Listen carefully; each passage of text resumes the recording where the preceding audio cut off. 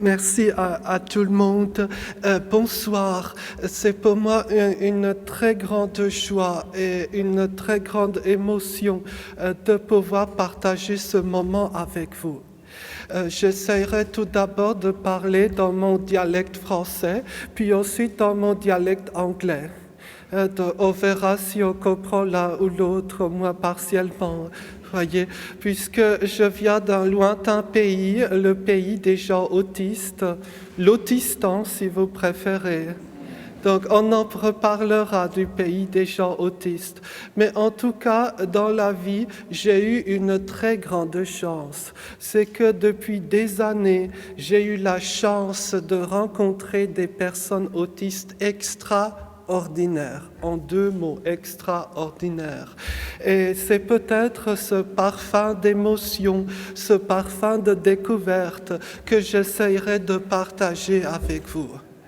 Ce ne sera pas une présentation très universitaire de l'autisme, ce sera une présentation peut-être un peu personnelle et j'essaierai un peu de montrer ce que les gens autistes savent faire.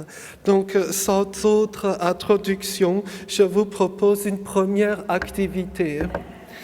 Nous sommes donc à la gare. C'est une gare, n'importe laquelle, mais peu importe.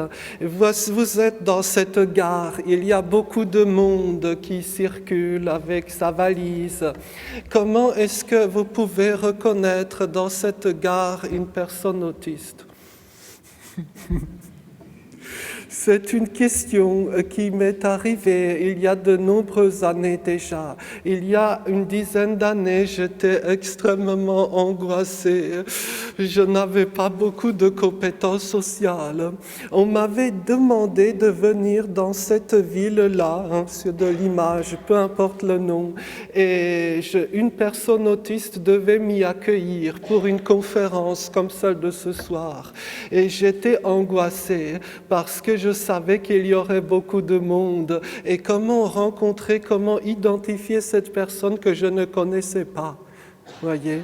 Et en arrivant, j'ai vu qu'au bout du quai, donc à hauteur de la locomotive, il y avait quelqu'un qui regardait les roues de la locomotive.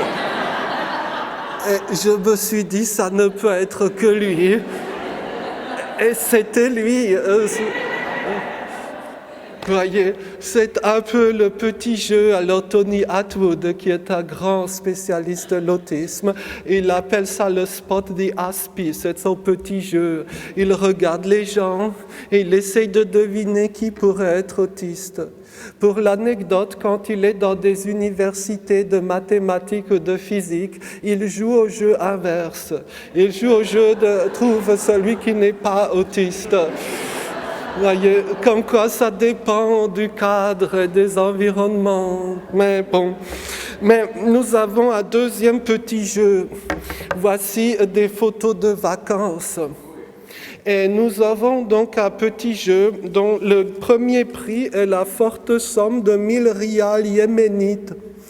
Et pour remporter cette très grosse somme, est-ce que vous pourrez deviner quelle photo de vacances a été prise par une personne autiste et laquelle a été prise par une personne non autiste?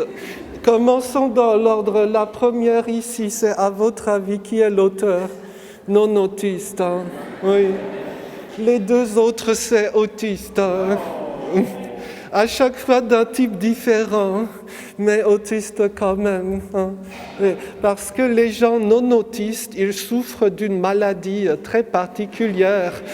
J'ai découvert le terme récemment. Je pense que vous appelez ça le selfie.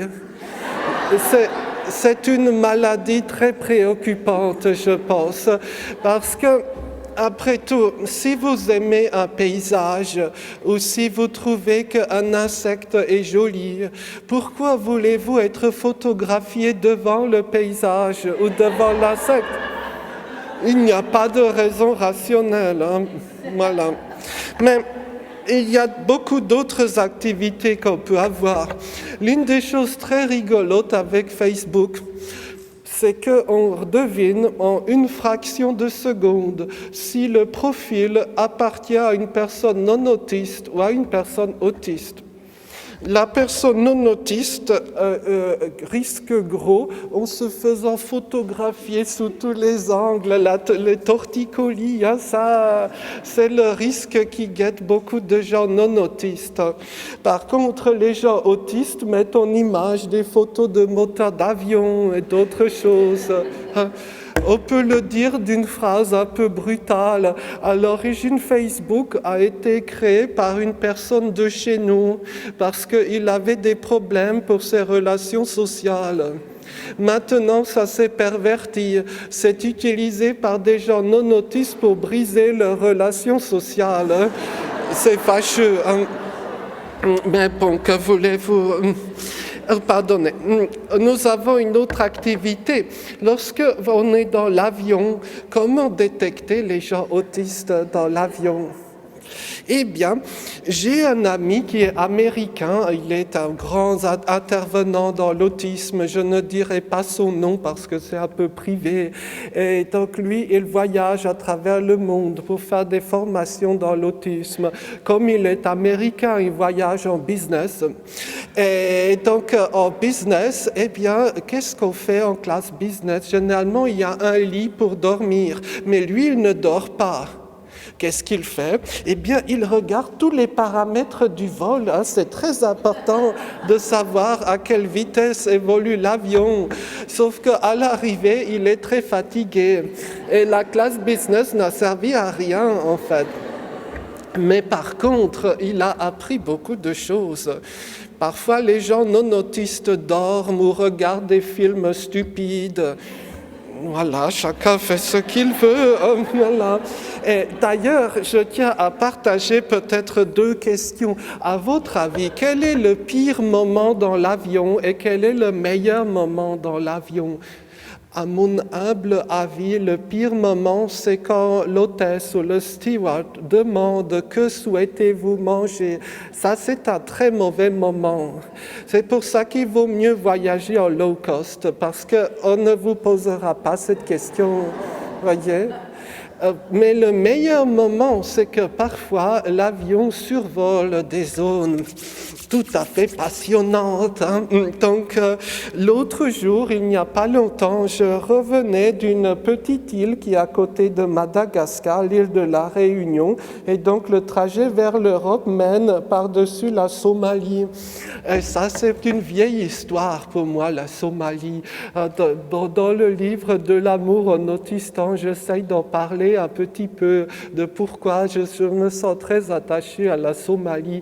Et donc, j'ai attendu pendant tout le vol avec une excitation croissante que l'avion s'approche enfin et des côtes somaliennes. Et donc là, nous avons la joie de voir la côte. Alors, Mogadiscio, c'est pas dans cette direction-là, et par là-bas, c'est Kismayo. Donc, c'est la côte, en fait, du sud Somalie. Hein.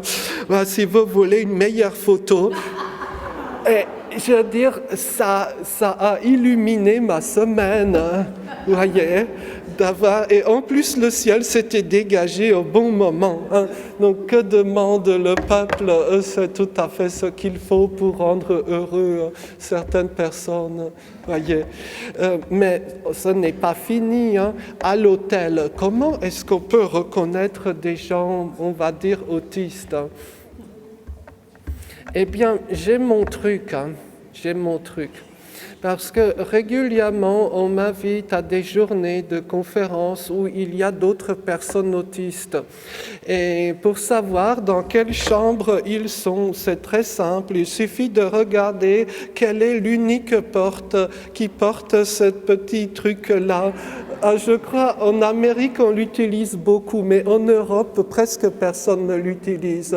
Donc, si vous voyez une porte avec ce panneau-là, c'est qu'il y a là-bas la personne attendue, voyez. Donc, il y a des petites astuces comme ça. Il y a une autre façon, où est-ce qu'on peut trouver des gens autistes? C'est parfois dans les bibliothèques aussi. Hein. Les bibliothèques, c'est génial, surtout tard le soir, lorsqu'il n'y a plus personne. ou alors lorsqu'il n'y a que des gens vraiment passionnés.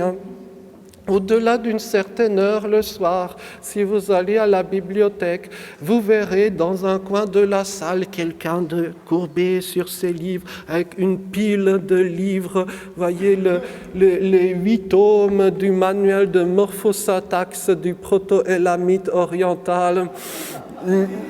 Voilà, des choses comme ça. Et là, on se sent bien, vous voyez, c'est calme. D'autre part, certaines personnes autistes, et j'essaierai d'en dire quelques mots dans la partie, dans la deuxième partie, sont très attachées aux questions esthétiques ou stylistiques. Donc, certaines bibliothèques peuvent beaucoup attirer des gens autistes. Mais on reviendra sur ces aspects peut-être esthétiques. Bon, j'en ai déjà parlé des horaires. Voici donc, je suis peut-être le premier dans cette illustre salle à parler des Schtroumpfs, Smurfs. Voilà donc 3 images. Voici 3 collections de Schtroumpfs. Vous connaissez ces petits personnages, je pense. Et donc, à votre avis, quelle collection appartient à des gens autistes, quelle appartient à des gens non autistes? Je crois qu'il y a des idées. Je sais que...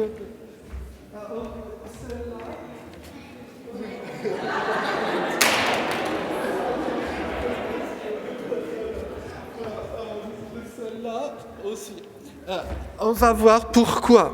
J'essaie de pardonner, c'est la motricité fine qui n'est pas très fine, justement. Je suis désolée. Voilà.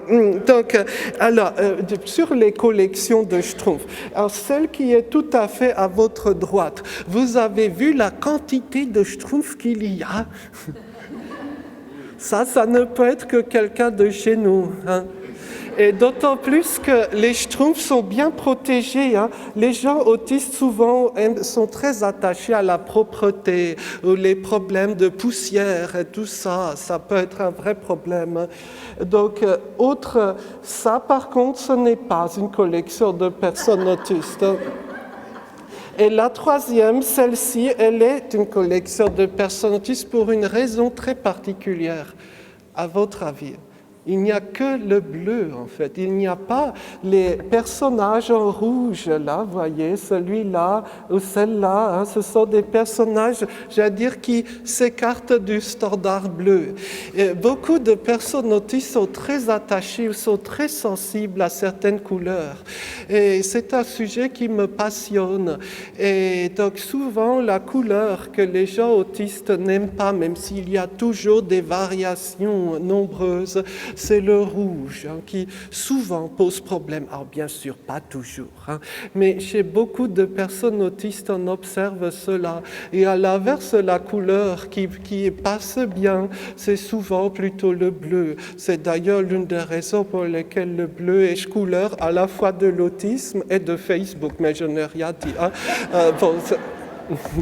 Bon, ce que je veux dire par là, peut-être évoquer au moins le nom d'une personne autiste qui a beaucoup fait pour la connaissance de l'autisme dans le monde francophone, à savoir Stéphanie Bonneau-Briet, également appelée Steph, et qui est particulièrement sensible aux couleurs. Et pour elle, la couleur rouge est impossible. Et elle est collectionneuse de Schtroumpfs depuis son enfance, mais dans sa collection de Schtroumpf, il manque le chef, en fait. Voilà. Mais là où on peut se poser des questions, c'est que l'inventeur des Schtroumpfs, celui qui a fait les Schtroumpfs, Monsieur Peyo, c'est son surnom, finalement, il avait beaucoup de traits, on va dire, un peu autistique, non.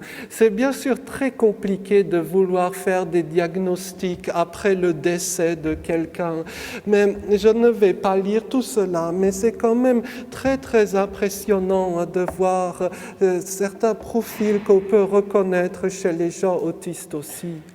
Et à titre personnel, je suis très frappé par le nombre de personnes autistes douées pour le dessin. Alors pas moi, hélas, je ne sais pas dessiner, mais beaucoup de gens autistes sont extrêmement doués pour le dessin. Voyez, maintenant j'aurai une question générale à vous. Je suis jeune étudiant ou futur étudiant. Je souhaite m'inscrire à l'université. Dans quel domaine d'études je dois m'inscrire, à votre avis? D'après certains, il faut s'inscrire en business ou en anglais. Je pense que ce n'est pas une bonne idée. Parce que si vous vous inscrivez en cursus de littérature anglaise, il y aura 1000 autres étudiants avec vous. Ce n'est pas une bonne idée. Inscrivez-vous pour des études de vieil éthiopien. En études de vieil éthiopien, vous serez le seul étudiant ou la seule étudiante. Et l'enseignant, le professeur, sera très content d'avoir enfin un étudiant après 5 années sans rien. Et avec un peu de chance, le professeur de vieil éthiopien sera au moins aussi bizarre que vous. Et donc, il croira que vous êtes normal.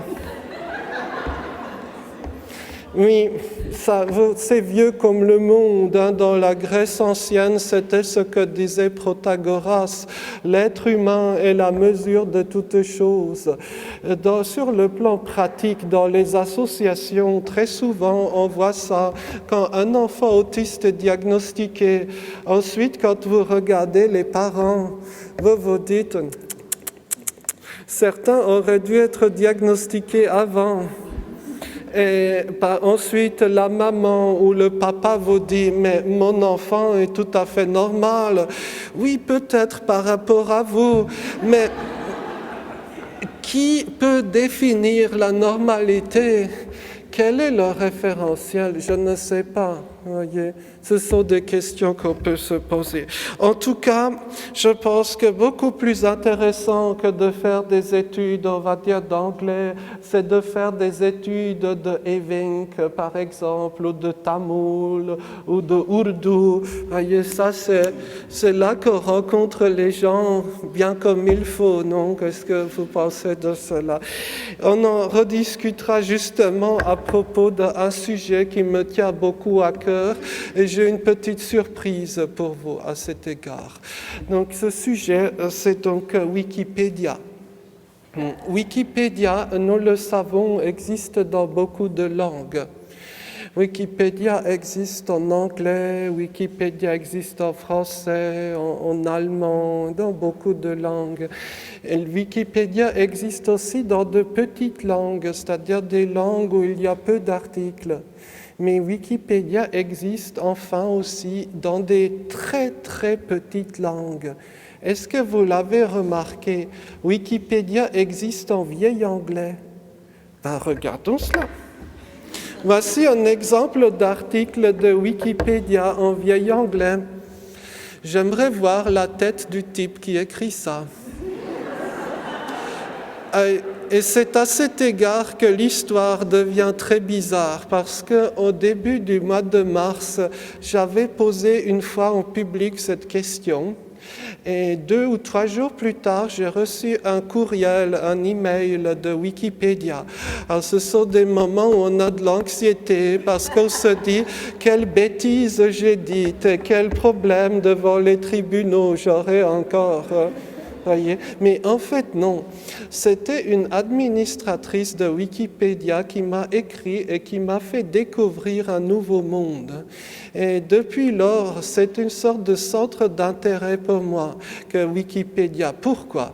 Parce que ce qu'il faut savoir et ce que peu de gens savent, même si on peut s'en douter, c'est qu'au sommet, je dirais, de la hiérarchie de Wikipédia, il y a les administrateurs et puis encore au-dessus les bureaucrates, comme on dit dans le jargon. Eh bien, la plupart de ces gens-là sont des gens de chez nous. Beaucoup sont diagnostiqués, beaucoup ne le sont pas encore. Hein. Oui, et donc c'est un peu un monde que je découvre. Et je pense que ce serait aussi une tâche qu'on pourrait entreprendre que de vouloir valoriser ce que ces gens-là savent faire. Ce sont des gens qui font ça bénévolement, ils ne sont pas payés. Ils ne sont pas payés, hein. Personne n'est payé chez Wikipédia, sauf sur les postes, je dirais, techniques, ça, mais c'est autre chose. Mais ce sont des gens qui font ça bénévolement, qui vivent de l'aide sociale, qui n'est pas forcément très élevée, qui dans beaucoup de cas vivent chez leurs parents. Et ce sont pourtant des gens qui ont des compétences extraordinaires.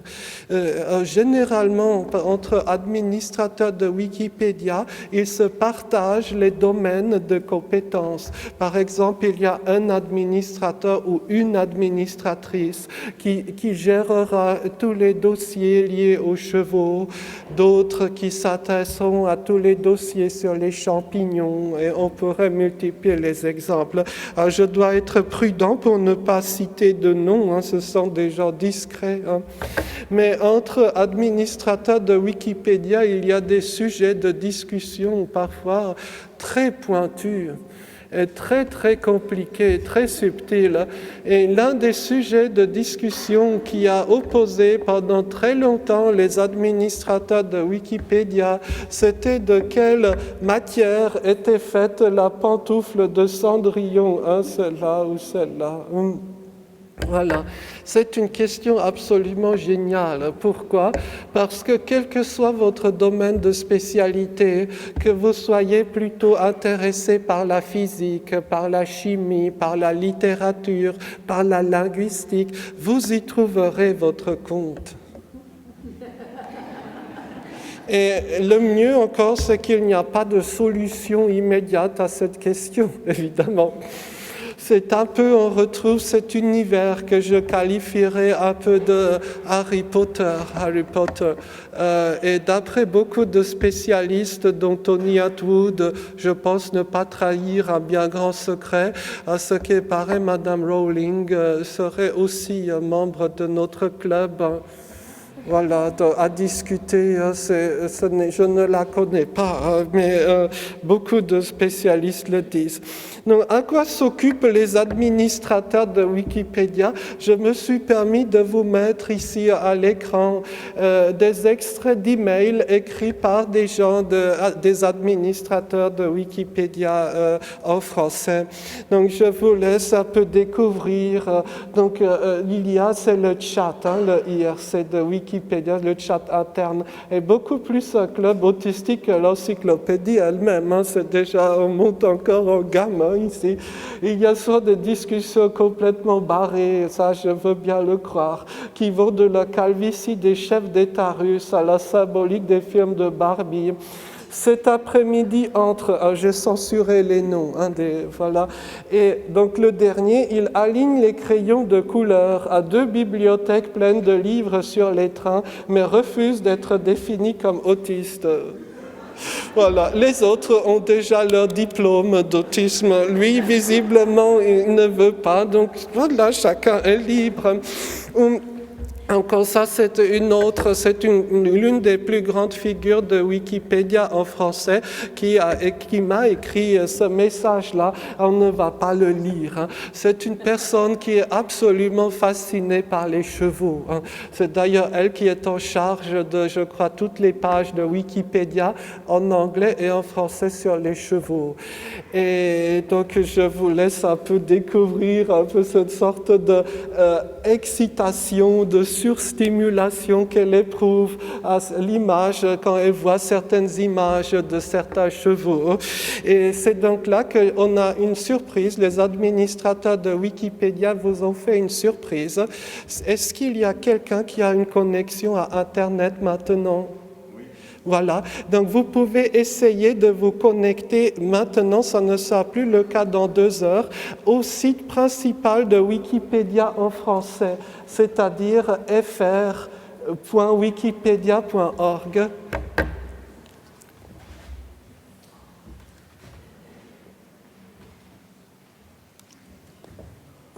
Bon, je ne vais pas forcément...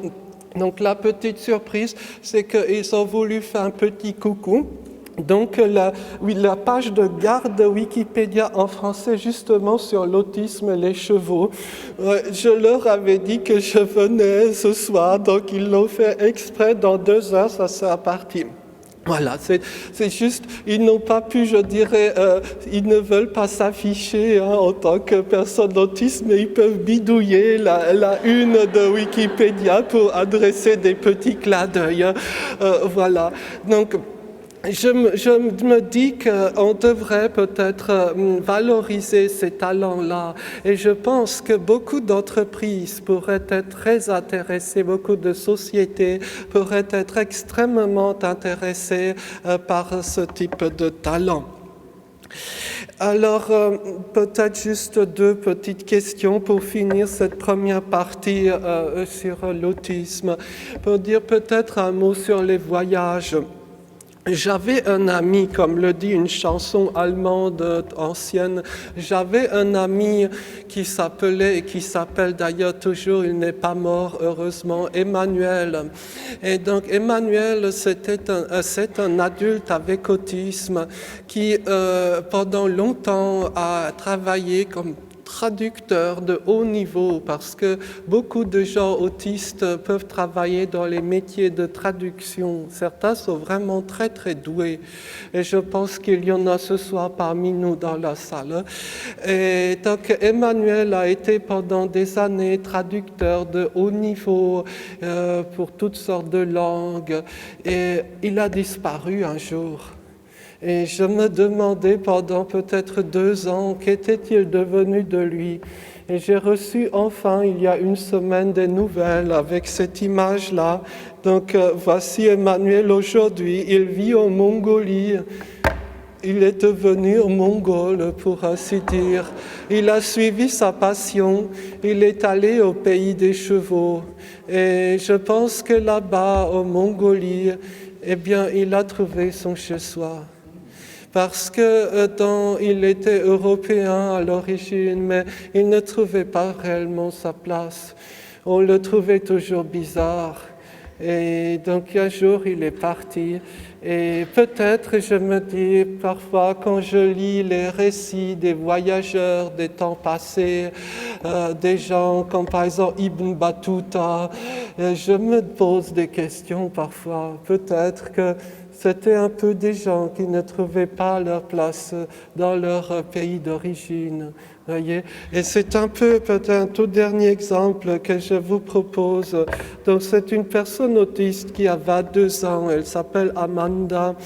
Et donc je prends cet exemple, j'aime bien cet exemple parce que parfois des parents se demandent que deviendra mon enfant plus tard. Donc, on a d'ailleurs eu une très très belle présentation ce matin sur le sujet du devenir outcomes des personnes autistes. Et donc, j'aime bien l'exemple de Amanda, puisque d'une part, Amanda ne parle pas français, donc on peut parler d'elle librement, elle ne tombera jamais sur notre présentation. D'autre part, Amanda est, je pense, tout à fait représentative des personnes autistes. Je pense qu'elle pourrait être à la médiane du spectre autistique. Et c'est très, très intéressant de voir comment une personne ayant un profil pas toujours facile a pu évoluer, a pu apprendre. Donc, sans plus tarder, voici donc cette image. J'ai photographié Amanda dans une classe du Caire en Égypte. C'était en février dernier. Amanda et moi-même, nous étions camarades de classe. Et donc, Amanda, je ne veux pas être désagréable, mais quand elle était dans son pays d'origine, les Pays-Bas, eh bien, on se moquait beaucoup d'elle. On se moquait d'elle parce qu'elle n'était pas habillée à la mode. On se moquait d'elle parce qu'elle ne savait pas se maquiller. Elle ne le sait toujours pas d'ailleurs. On se moquait d'elle parce qu'elle était un tout petit peu en surpoids. Pardon de le dire. Et un jour, elle est partie. Elle a quitté les Pays-Bas, elle est allée loin en Égypte, à Al-Qahira. Al-Qahira, le Caire, ça veut dire la victorieuse en arabe. Et c'est donc là qu'elle a trouvé son chez-soi. Là-bas, elle n'est pas considérée comme bizarre. Et là-bas, elle peut s'adonner à ces deux grandes passions. Première passion d'Amanda, ce sont les muscles. Ah, alors là, donc chaque phrase d'Amanda, il est question de muscles. Donc j'ai appris que son père avait des muscles. J'ai appris que sa mère avait des muscles. Je suis ravie d'apprendre cela pour la bonne santé de la famille. Et quand elle parle de quelqu'un d'abord, elle parle des muscles, adalat en arabe, tout le temps. Voilà. Elle a eu le bon goût ou le tact de ne pas décrire votre serviteur en public. Hein. Voilà. Mais le deuxième centre d'intérêt de Amanda, et ça c'est vraiment le cœur de sa vie, ce sont les chats. Je pense qu'Amanda connaît tout le vocabulaire sur les chats, que ce soit en néerlandais, en anglais, en arabe et dans d'autres langues encore. Elle les peint, elle les dessine et elle les nourrit et elle les accueille. Voyez, et je veux dire, il faut beaucoup aimer les chats au Caire pour les accueillir parce qu'ils vivent dans cet environnement-là. Et un soir, j'étais logé ici, c'est le quartier chic de Doki au Caire, chic selon les standards locaux évidemment.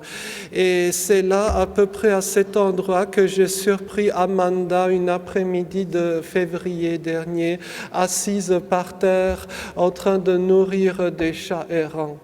Et autour d'elle, il y avait un demi-cercle d'Égyptiens qui la regardaient bouche bée.